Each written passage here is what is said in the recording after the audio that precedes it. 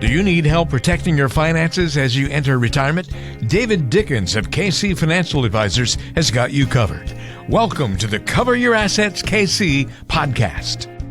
Welcome to another edition of the Cover Your Assets KC podcast. I'm Walter Storholt alongside David Dickens, President and Wealth Advisor at KC Financial Advisors, serving you throughout Kansas City with an office in Overland Park. You can find us online at coveryourassetskc.com. David, great to be with you this week. Are the Thanksgiving leftovers finally getting worked through in your household?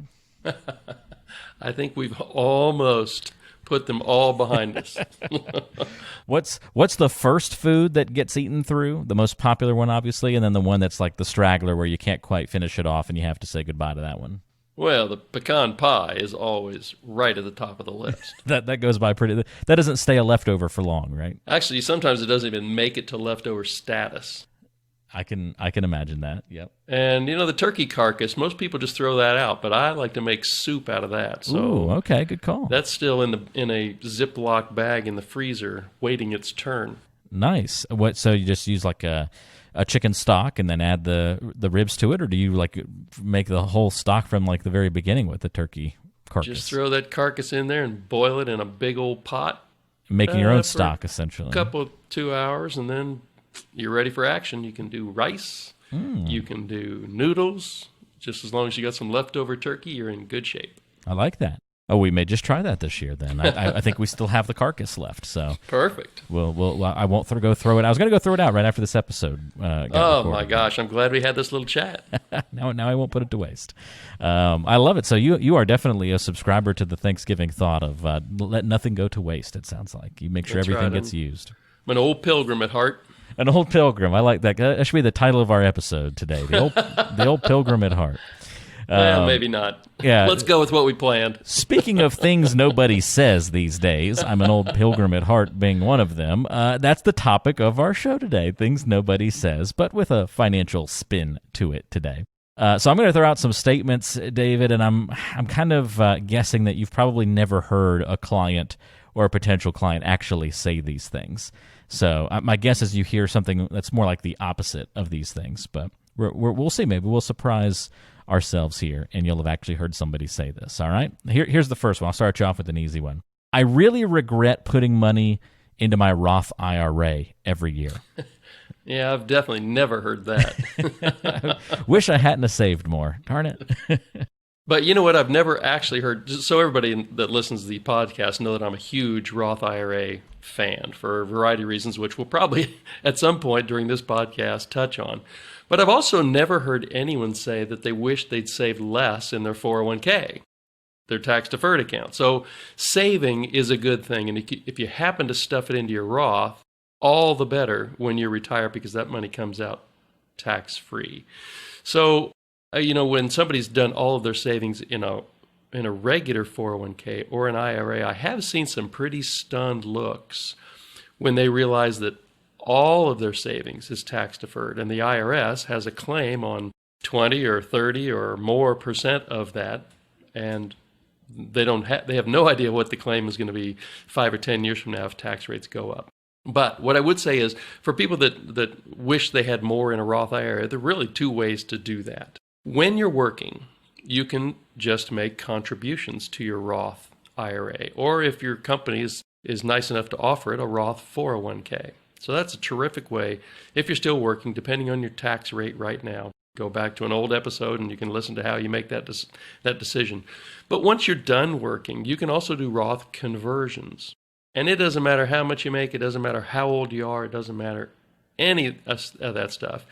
You can always do a Roth conversion to get more money into tax-free status and out of tax-deferred status. So if you're looking for a really good New Year's resolution, financial New Year's resolution, I know those are top on everybody's list. How can I think more about finances during the new year? But if you happen to do that, then if you're still working, sit down and make a determination before the calendar flips. Should I be putting money in my company's 401k or the Roth 401k?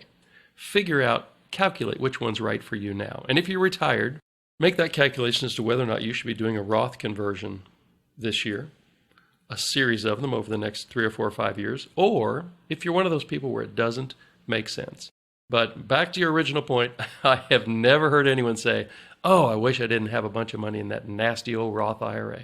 Yeah, that's very true. And the good lesson we learned from that, you mentioning it's not just Roth IRAs, but really any savings account. Even though you hear people say, oh, you can't take it to the grave with you, make sure you have fun with that money. You still never see people regretting saving too much money for their retirement. It just doesn't happen.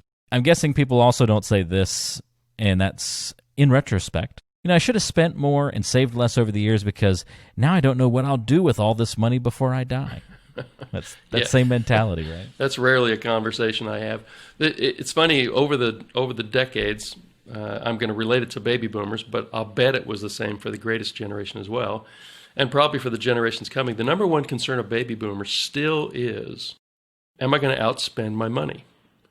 Or the corollary to that is, how much can I spend in retirement without running out of money? So, if you've done a good job of saving for yourself, I've got clients that have a lot of money that they're not going to outspend, and clients that could absolutely outspend their money, but they're all kind of worried about the same thing. How much is it okay to spend? So there's a common rule of thumb. Everybody's likely heard of the 4% rule. You can Google it, read about it, but it's kind of a blunt tool to say, well, if I want to make sure I don't run out of money, have a very high probability of never running out of money in retirement, I'm going to follow the 4% rule. If you saved $1 million for retirement in your 401k, that means you can take out $40,000 in the first year, plus your Social Security. Maybe you make $70,000 of income, and you're sitting there thinking, wow, I saved $1 million, and including my Social Security, all I get is $70,000. But that's the 4% rule. A better way to do it, to determine if you want to not have a whole bunch of money left over when you leave, is you just want to have a detailed income plan, a retirement income plan that you update annually that's specific to you, not the blunt 4% rule, but something that's specific to you, your age, your life expectancy, your marital status, your risk tolerance, and then your tax situation. So figuring out how much to spend each year in retirement as a safe number, that's a super important exercise to do. And I'd be inclined to use a detailed plan and not a blunt tool. But however you do it, make sure you do it. That's a great point, David, and very, very true. All right, things nobody says. These are the statements that we never really hear from anybody. In fact, the opposite is usually what we hear. We never hear anybody say, the life insurance payout I got when my husband or significant other died was a little insulting because it's like they thought I couldn't handle the finances without some help. True. That has never been said, I'm sure. Life insurance is something that people typically don't want to talk about. Most people, including me, don't like life insurance companies, but you sure like the benefit if something happens where you lose a loved one and you're in financial need, and then that tax-free pot of money comes your way.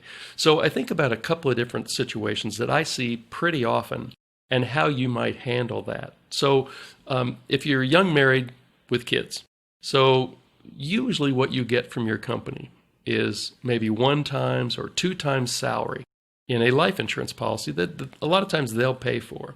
The important thing to understand about that is it is highly likely that that is not enough. If you leave that to your spouse and you're in your 30s or 40s, your spouse and kids are going to run out of money. They're certainly not going to maintain their lifestyle. So you need to go through a calculation to say, well, how much should that be? So I'm sure, Walter, you will end up saying, well, let's just put a link to that in the show notes. But if you go to bankrate.com/calculators/insurance, it's one of the best calculators I have ever seen that will help you calculate, well, based on who I am and where I am and how many kids I have and how much I make and how much I spend, how much life insurance should I have? Maybe it's 0. Maybe it's a bunch more than I have. But you'd want to know that before you leave us, while you can still get it. And so it's a super important calculation. And, that's your second thing you'll add to your New Year's resolutions. Make sure you make that calculation.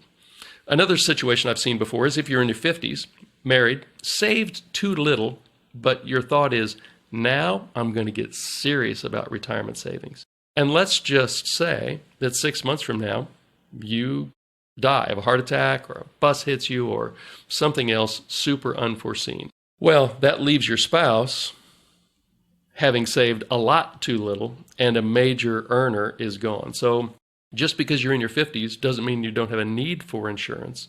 It's probably, though, a super cheap term life insurance policy, kind of like the young person with kids is going to have. And then a third situation, there are 10 situations that I see all the time, and I've chosen 3 of them here. But the third one would be, you're in your 70s, you have those pesky required minimum distributions coming out of your 401ks and IRAs, but you don't need them. And so you have a choice. You have to take them out, you pay the taxes, and then what do you do with that money? Well, you can plop it into a taxable brokerage account, or you could buy a certain type of life insurance policy that's going to pay somebody a pot of money that's tax-free. How do you turn tax-deferred money, IRA, into tax-free money?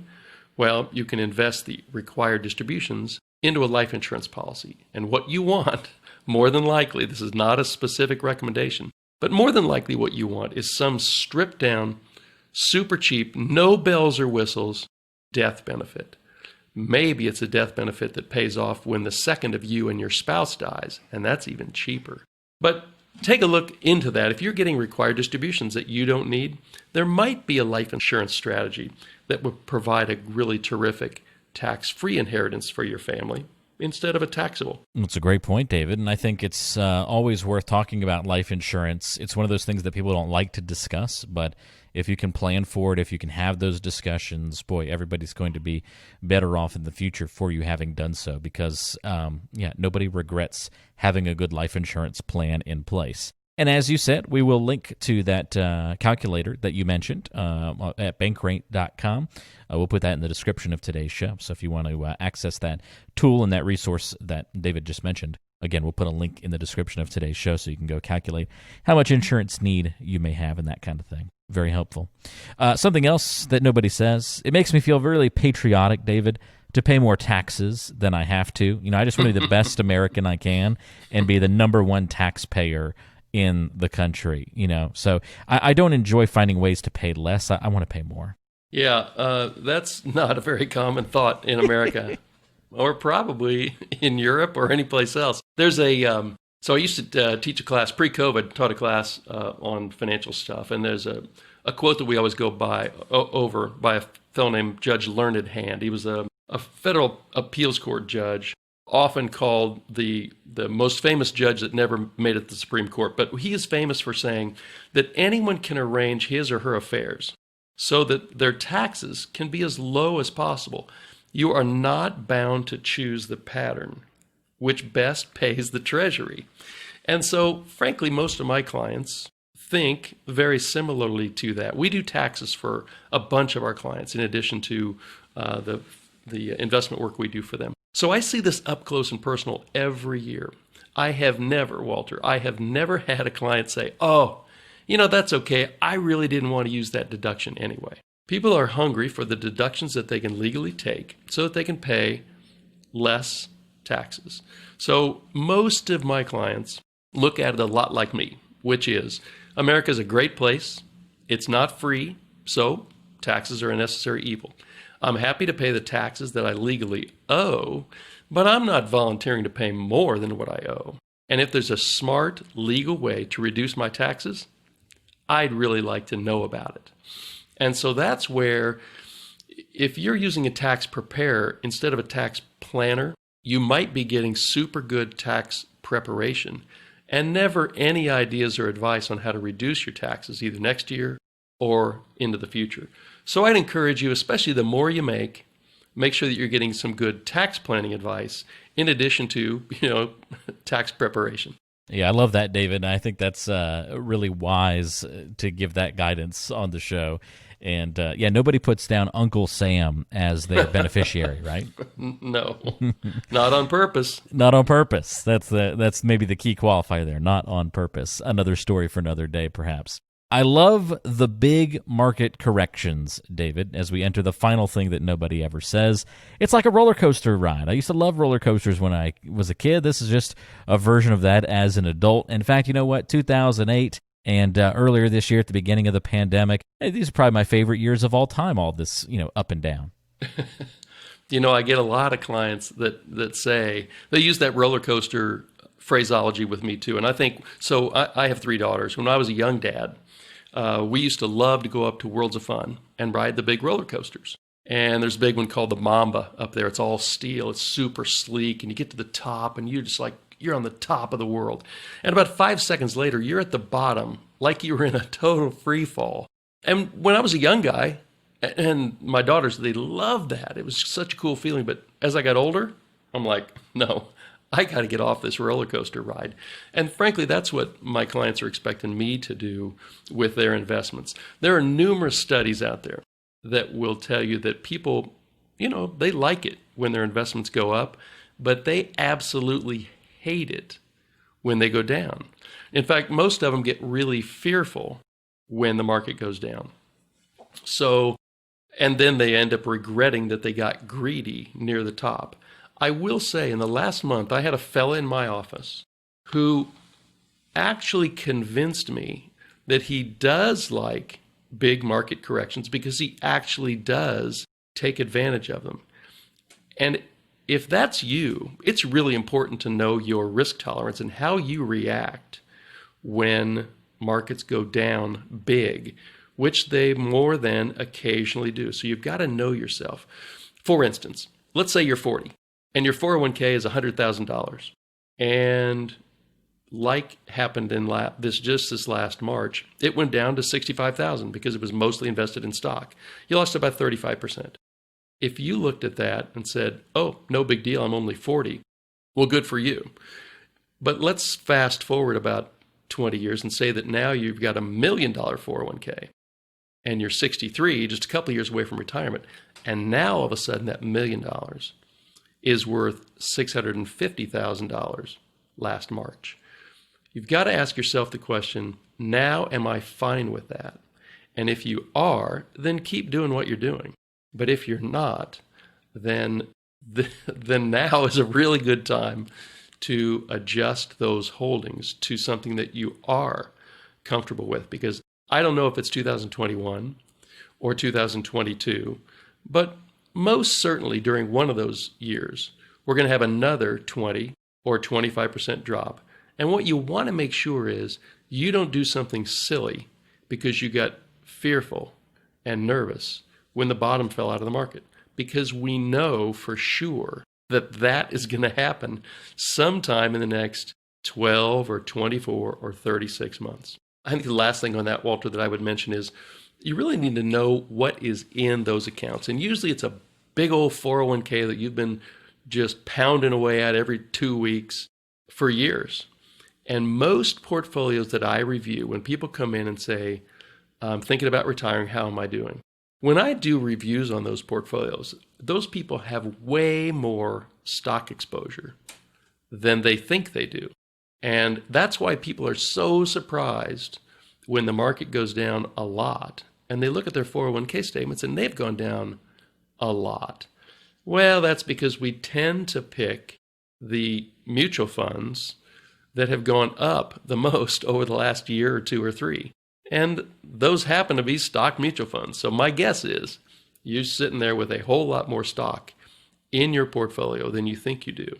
And if you don't have a pretty high risk tolerance, then you're not going to love that big market correction next time it comes along. It's going to feel a whole lot like a roller coaster.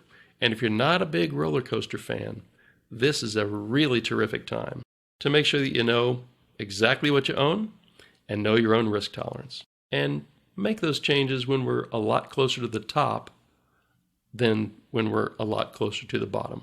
So many wise words on the show today, David, and that's great guidance and advice for us all. These are the things that nobody says. We often hear the opposite of what we've talked about on today's show, at least those headlining items, and then, of course, the explanation from David clarifying those things for us. But there's a reason why we don't say these other things, because they don't make sense. We want to do things that make sense in our financial lives and in retirement planning. And that's why David Dickens is here. He's there to ask your questions. If you have any on your mind, want to clarify anything you hear on the show, or go through the complete planning and review process, you can get your own financial CPR, if you will, by going through the steps of the planning process with David and the team. If you want to get in touch and ask some of the questions that might be on your mind or inquire about coming in, or connecting, you can do that. 913-317-1414 is the number. That's 913-317-1414. And always online at coveryourassetskc.com. David, that was fun. Thank you for the help on the show today. And I'm getting ready to go throw that carcass in and make some good turkey soup. Good. I want to know how that turned out. I'll let you know. Hopefully it'll be tasty. I look forward to trying it out. But thank you so much, and we'll talk again next week. Sounds great. Thanks, Walter. All right, that's David Dickens. I'm Walter Storholt. We'll talk to you next time right back here on the Cover Your Assets KC podcast. Investment advisory services offered through Brookstone Capital Management, LLC, BCM, a registered investment advisor. BCM and KC Financial Advisors are independent of each other.